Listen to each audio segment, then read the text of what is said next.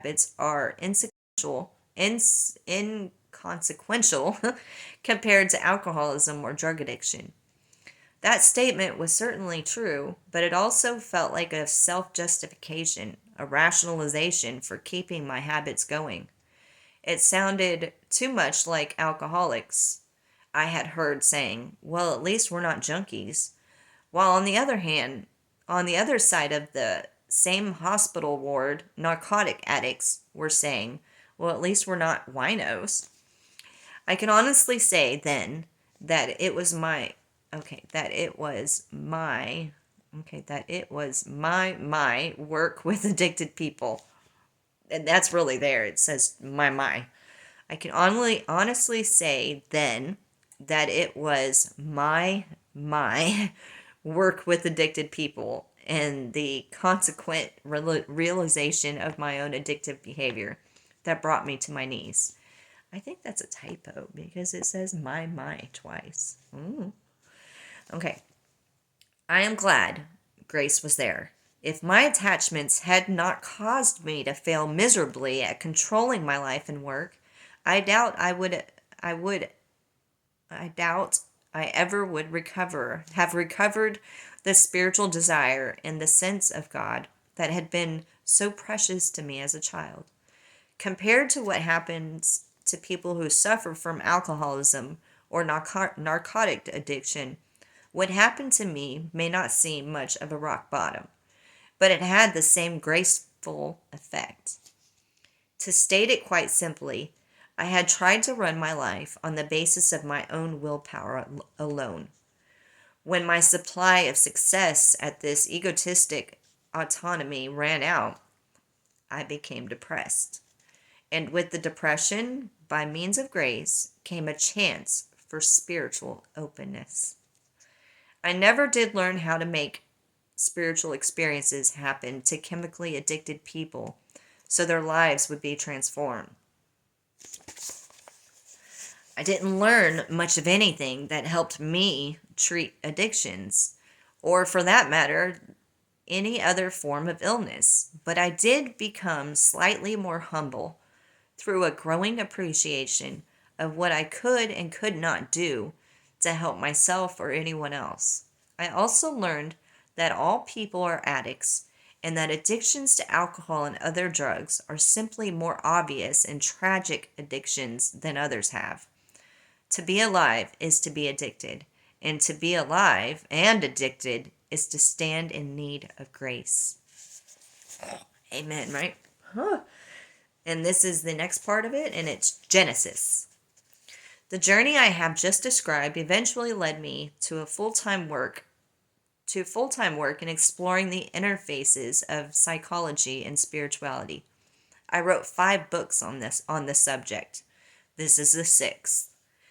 A few years ago, I was given the opportunity to review current neurological research to see how it might inform our appreciation of spiritual growth. In this exploration, I discovered that neurology was on the brink of understanding how addiction takes place in the brain. To me, these neurological insights harmonize beautifully with what spiritual authorities have been saying for thousands of years. This book is the integration of these themes. The themes themselves began long ago with the biblical story of creation. The book of Genesis says that God made Adam and Eve out of earth and breath on the 6th day of creation and gave them an earthly paradise, a garden to live in. It is said that this garden was near a place called Eden, which means delight. Delight. God looked on these two human beings and saw that they were very good and blessed them. God told Eve and Adam that they could eat from all the trees in the garden except for 2, the tree of immortality and the tree of knowledge of good and evil. But a snake told Eve that God was lying, that she could indeed eat the fruit from the tree of knowledge, and that she would become like a god if she did. Seeing how enticing the forbidden fruit looked, she tried some. Then she gave some to Adam as well. When God confronted the two human beings with what they had done, Adam blamed Eve, and Eve blamed the snake.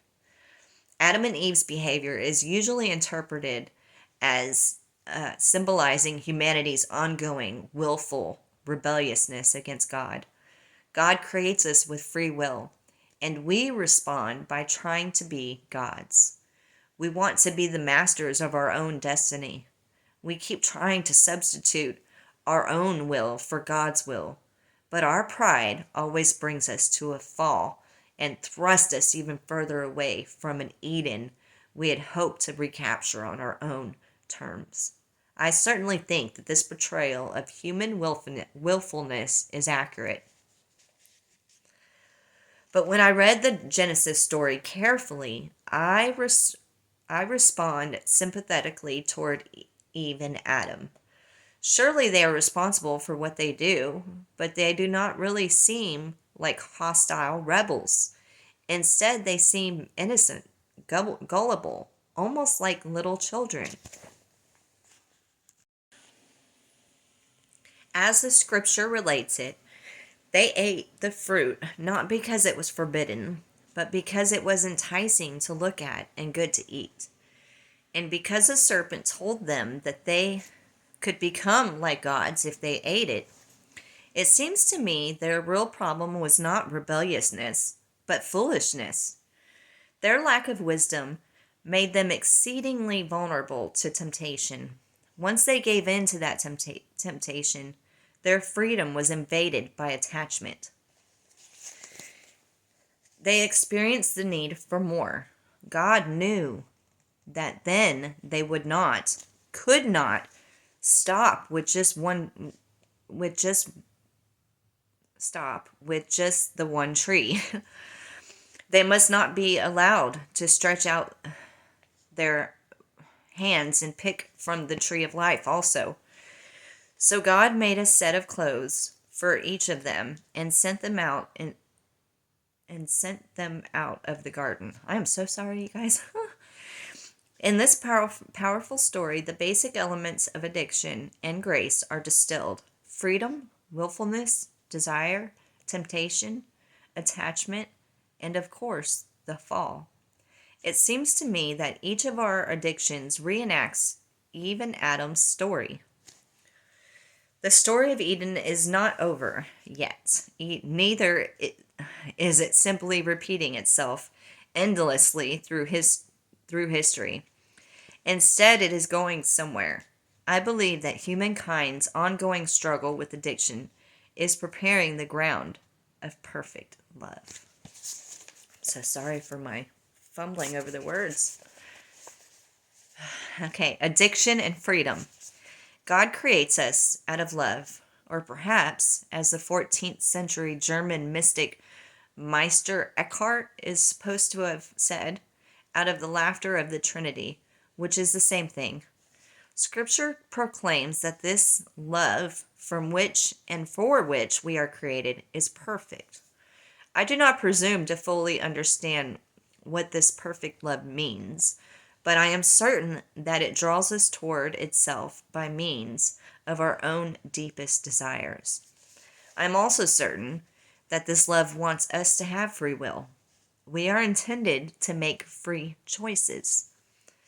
Psychologically, we are not determined by our conditioning. We are not puppets or automations.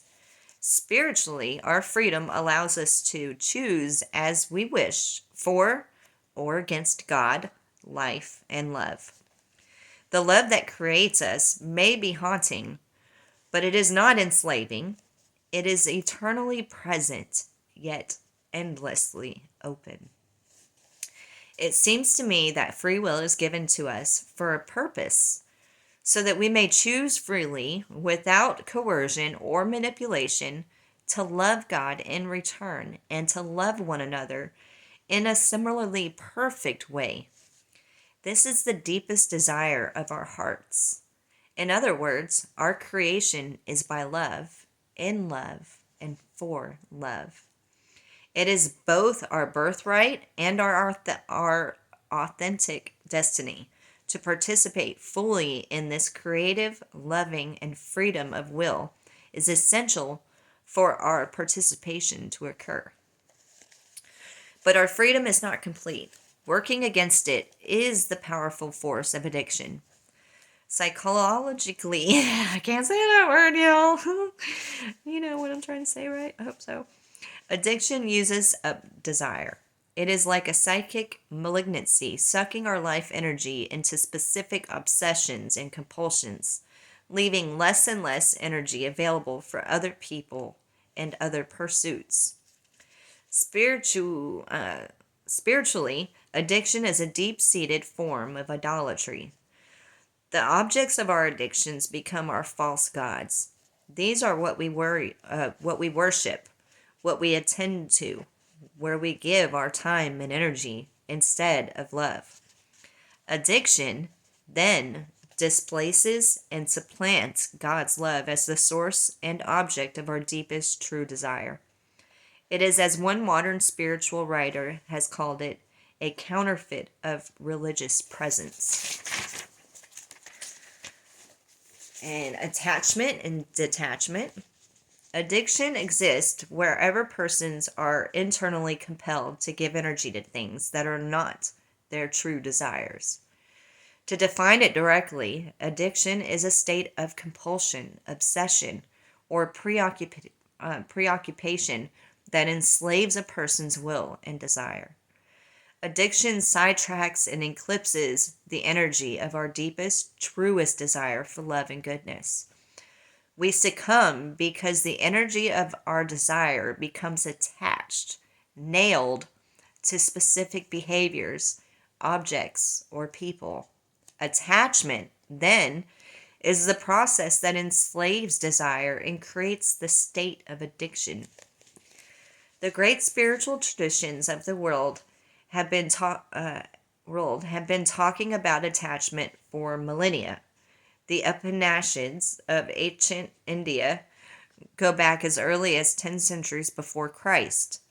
One of these says, when all desires that cling to the heart are surrendered, then a mortal becomes immortal. In the 6th century BC, the Greek Herculetus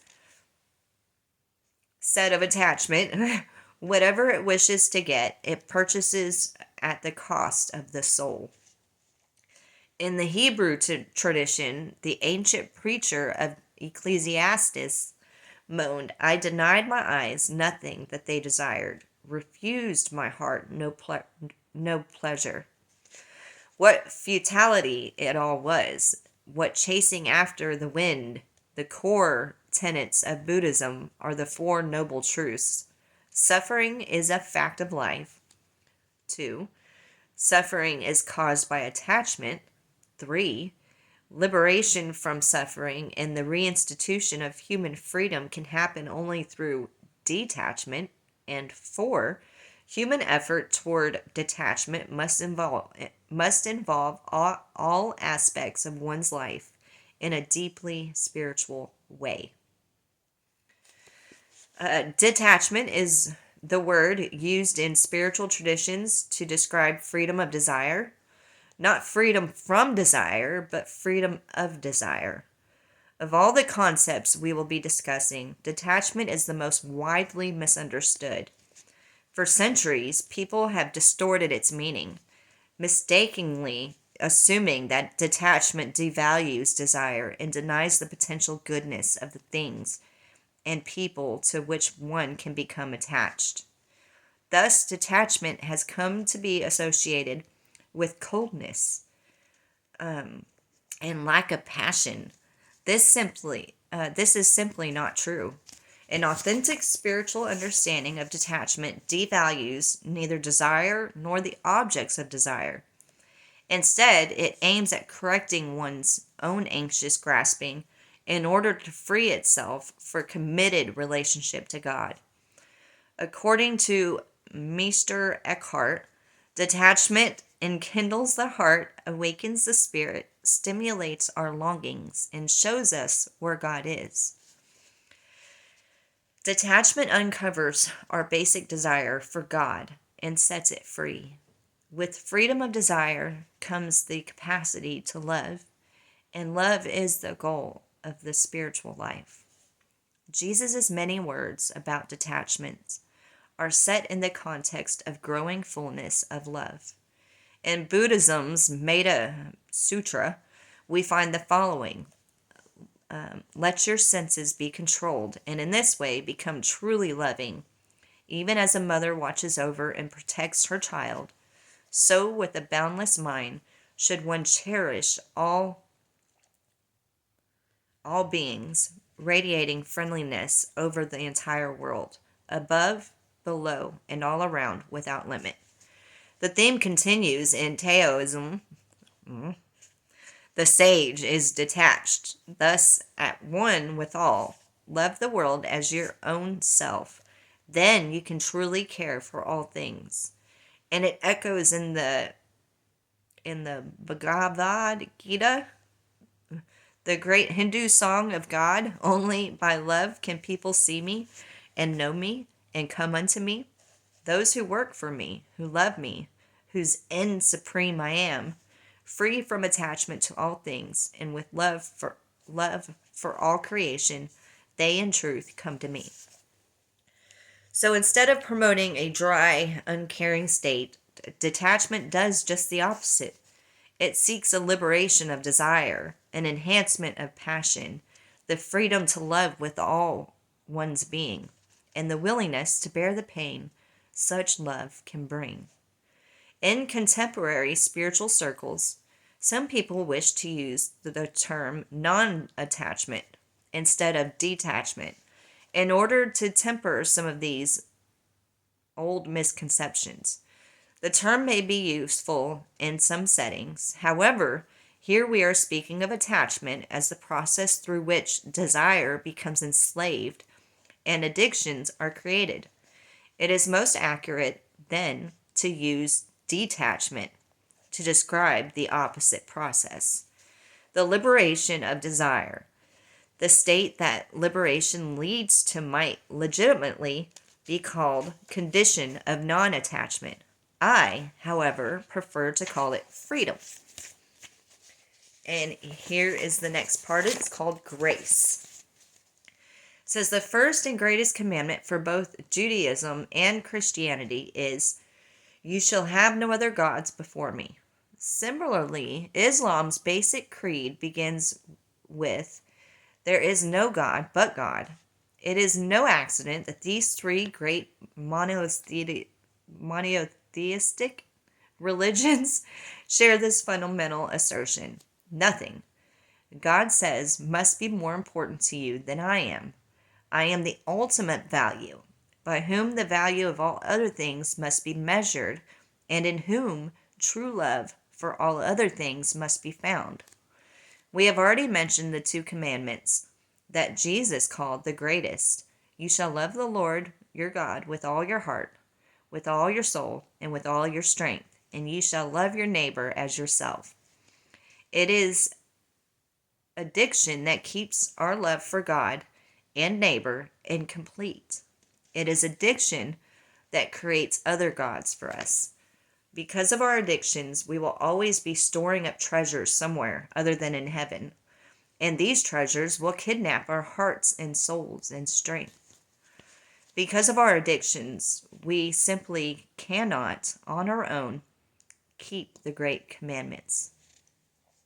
Most of us have tried again and again and failed. Some of us have even recognized that these commandments are really our own deepest desires. We have tried to dedicate our lives to them, but still we fail. I think our failure is necessary, for it is in failure and helplessness that we can most honestly and completely turn to grace. Grace is our only hope for dealing with addiction, the only power that can truly vanquish its destructiveness. Grace is the invincible advocate of freedom and the absolute expression of perfect love. Some Christian spiritual authorities criticize other religions for denying the reality of grace. But in fact, grace has its counterparts in all religions. The Torah of Judaism is suffused with cries for God's loving salvation. Islam finds its very heart in Allah's mercy. Even for Buddhists and Hindus, with all their emphasis on personal practice and effort, there could be no liberation without the grace of the divine.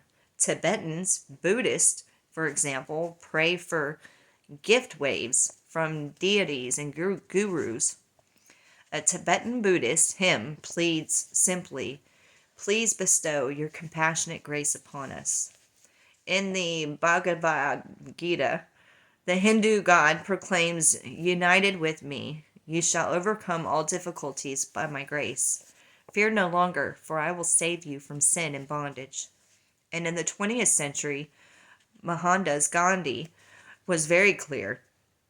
Without devotion and the consequent grace of God, humanity's endeavor is vain. I do not wish to imply that all religions are basically the same. They certainly are not. But I do wish to demonstrate that in spite of widely varying emphasis and radical differences in theology, all major religions deal centrally with the basic themes I have set forth here. We are created for love and freedom. Addiction hinders us, and grace is necessary for salvation. For Christians, grace is the For Christians, grace is the dynamic outpouring of God's loving nature that flows into and through creation in an endless self-offering of healing, love, illumination, and reconciliation. It is a gift that we are free to ignore, reject, ask for, or simply accept. And it is a gift that is often given in spite of our intentions and errors. At such times, when grace is so clearly given, unrequested, uninvited, and undeserved, there can be no authentic response but gratitude and awe.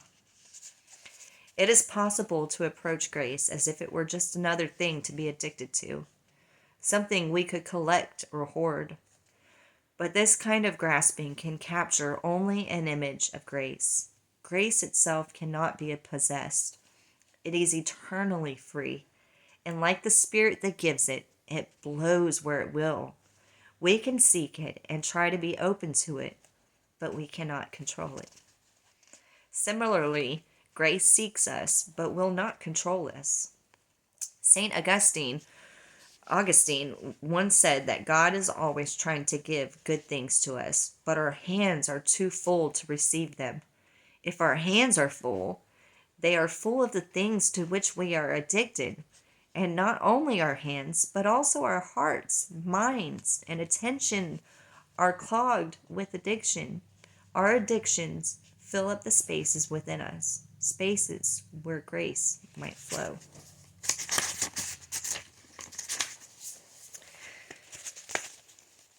It is most important to remember, however, that it is not the object of our addictions that are to blame for filling up our hands and hearts. It is our clinging to these objects, grasping for them, becoming obsessed with them. In the words of John of the Cross, it is not the things of this world that either occupy the soul or cause it harm, since they enter it not, but rather the will and desire for them. This will and desire, this clinging and grasping, is attachment. The next part is called hope. It appears, then, that we are in a predicament. We are dependent upon grace for liberation from our addictions, but those very addictions impair our receptivity to grace. The message may not sound like good news, yet God creates and cares for us in such a way that our addictions can never completely vanquish our freedom. Addiction may oppress our desire, erode our wills, confound our motivations, and contaminate our judgment, but its bondage is never absolute. Because of God's continuing love, the human spirit can never be completely obliterated. No matter how oppressed we are by other people and circumstances, or by our own internal addictions, some small capacity for choice